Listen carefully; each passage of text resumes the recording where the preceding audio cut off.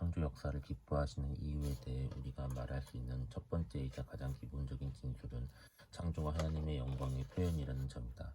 어떤 인간도 바다의 찬양을 듣지 못한다. 둘째, 피조물이 하나님을 찬양하기 때문에 하나님은 창조하신 작품들을 기뻐하신다. 시편 148편에서 시편 기자는 피조 세계 자체를 향해 여호와를 찬양하라고 외친다.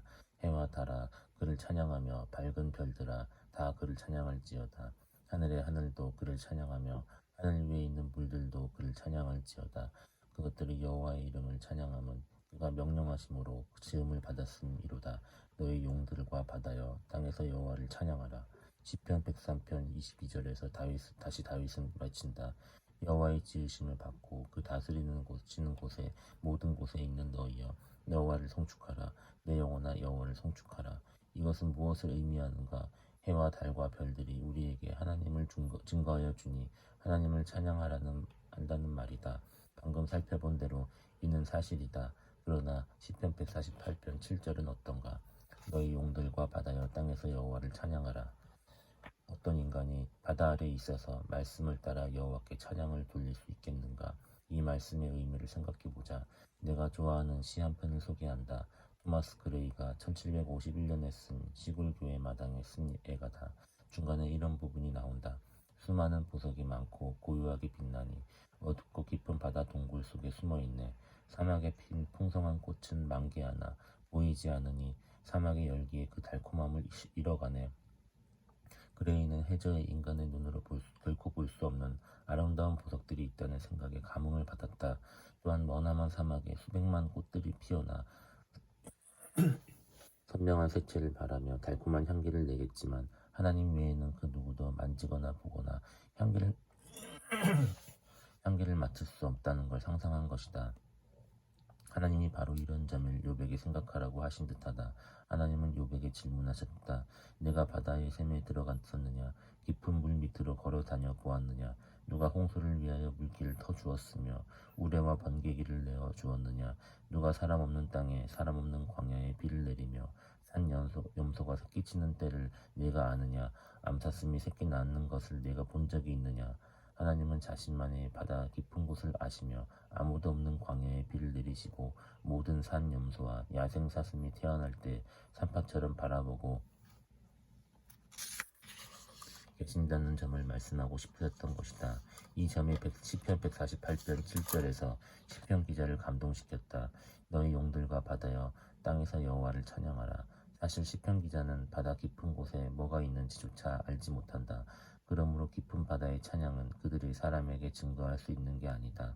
피조물은 믿을 수 없을 만큼 형형색색으로 지어진 그 모습 그대로 하나님을 찬양한다. 대부분의 피조물은 우주 저 멀리에 그리고 높은 산 위에와 깊은 바닷속에 인간이 인식할 수 있는 한계선 너머에 있기 때문에 하나님은 피조물을 단지 인간에 대한 목적을 이루려는 뜻에서 창조하지 않으셨다. 바로 하나님의 기쁨을 위해 피조물을 창조하신 것이다. 레인저 릭은 내게 신학 저널이었다. 고백할 것이 하나 있다. 레인저 릭은 내가 가장 좋아하는 잡지 가운데 하나다. 이 책이 파이거가의 소년들이라는 주소명으로 우리 집에 도착할 때마다 그 책을 들고 소파로 달려가는 첫 번째 파이퍼 소년은 바로 나였다. 이유는 간단하다. 불필요한 진화론적 편견을 담은 책임에도 불구하고 다른 어떤 저널들보다도 내게 찬양의 영감을 많이 주기 때문이다. 이 잡지는 인간의 눈으로 발견할 믿을 수 없는 자연현상을 기록한다. 그야말로 최근까지 수천 년 동안 하나님만 홀로 즐기시던 내용들이다. 한 번은 유럽의 물거미에 대한 기사를 읽었는데 이 곤충은 호수 밑바닥에 살면서 호흡을 하기까지 한단다. 물거미는 수표면에 올라와서 물 위에서 공중제비를 하며 공기 거품을 잡는다. 그러고는 몸 가운데 있는 숨구멍들 위에 그 거품을 담고는 호수 바닥으로 헤엄쳐 가서 해초 사이에 거미집을 만든다. 물거미는 계속해서 올라와 거품을 가져다가 작은 공기 풍선이 거미줄 아래 형성되면 거기서 살고 먹고 짝짓기를 한다. 그것을 읽는 순간 우리 집 거실 소파에 앉은 채로 경배할 수밖에 없었다. 당신도 이런 발견에 이렇게 외치지 않겠는가? 여호와여 주께서 하신 일이 어찌 그리 많은지요. 주께서 지혜로 그들을 다 지으셨으니 주께서 지으신 것들이 땅에 가득하나이다. 나는 거기 앉아 입을 벌린 채 하나님도 웃으며 말씀하실 것이라 생각했다. 그래 존, 나는 아브라함의 시대 이전부터 이 작은 예술품을 즐기고 있었단다.